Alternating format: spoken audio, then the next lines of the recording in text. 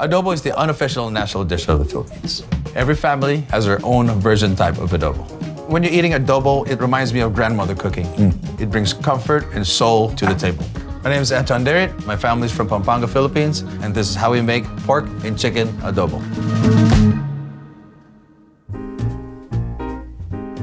Adobo basically in the Philippines is three things: vinegar, soy sauce, garlic. You can adobo anything from chicken, pork, or even vegetables. Anything you can adobo in the Philippines. So here we have the most traditional way of cooking adobo, which is with chicken and pork. Chicken adobo on its own is good, but when you add fat from the pork, it just comes out much more flavorful. It seems large, but all that meat there and all that fat is gonna shrink. For this chicken here, I prefer to use whole chicken legs because it just doesn't dry out. So you got your drums there, the chicken thighs here. Chop this down to cook faster, number one, and to have even cooking throughout. The meat's all prepped, let's cook our adobo. For me, when I ever see this, it's soul food, it's home. It's called a palayok, a clay terracotta pot. I had it shipped from the Philippines. First step, we're gonna get everything heating up. On high, so get the pork in there. Let's go ahead and add Silver Swan vinegar. Silver Swan is a Filipino brand that's used a lot in the Philippines, but it's just distilled vinegar. So my vinegar ratio is 1 part soy sauce to 2 part vinegar. Every household has different variations, but I like the sour. So down to put the soy sauce, very traditional in the Philippines, and then we can add our garlic. Now, I'm gonna add our Knorr seasoning, which is like soy sauce, but it's sweeter a little bit. This is not very traditional to adobo, but this will balance everything out. I gotta put 2 dried bay leaves in, sugar, just to balance everything out. It's not to make anything sweet. The water to cover. It's traditional to use whole peppercorns in adobo, but as a kid growing up, I bit into those whole peppercorns and I found it really unpleasant. So that's why we're using ground peppercorns for this dish today. Simmer this for 40 to 45 minutes. It's time to add our chicken. So the reason why we're adding the chicken in the last minute is because chicken cooks faster than the pork. Then we're gonna cover it and cook for another 20 minutes. So traditional adobo always has some boiled eggs in it. We're putting in the cold water so we can better control the temperature of the eggs. So we're gonna wait till the water starts to simmer. We're gonna count 11 minutes. Now it's time to transfer them to an ice bath to stop the cooking. I have a little technique that I do. I crack the egg all around, and then I roll it. That separates the shell from the egg. It comes out easy.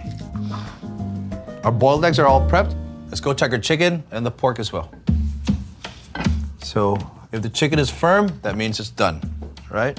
On the other hand, if the pork is tender, super tender, that means it's done.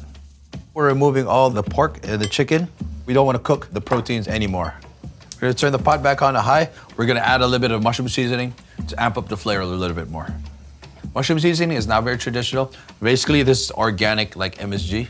It's actually just dehydrated mushrooms and salt. So it adds a little bit more umami and saltiness to the dish. Dissolve the mushroom powder, then we're gonna retaste it.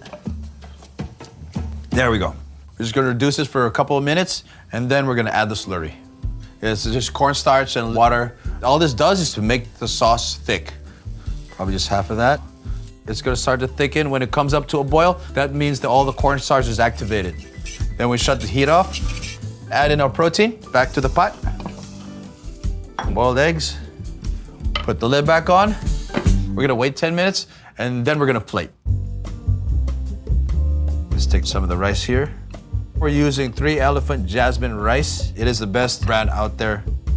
Oh yeah. A little bit of chicken over here. Some of the pork. Gonna put a little bit of egg here. A little bit of sauce on top. Oh yeah, oh yeah.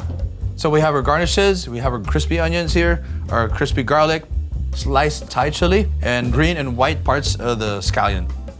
And this is my pork and chicken adobo. I use a spoon as a knife because the chicken is tender anyway. Shovel the chicken and the rice and the egg. Hell yeah. I get the fatness from the pork, you know, the flavor of the chicken. Oh my God. The pork just absorbed in all those flavors. You get a little bit of chili, the crispy onion, crispy garlic, the egg, the rice cooked perfectly. It's super nostalgic, super comforting. Amazing, amazing dish. But actually adobo, when it sits in the sauce, it's actually better to eat it the next day. The flavors just absorb even better. But if you can't wait, it's still delicious anyway. Gaitan.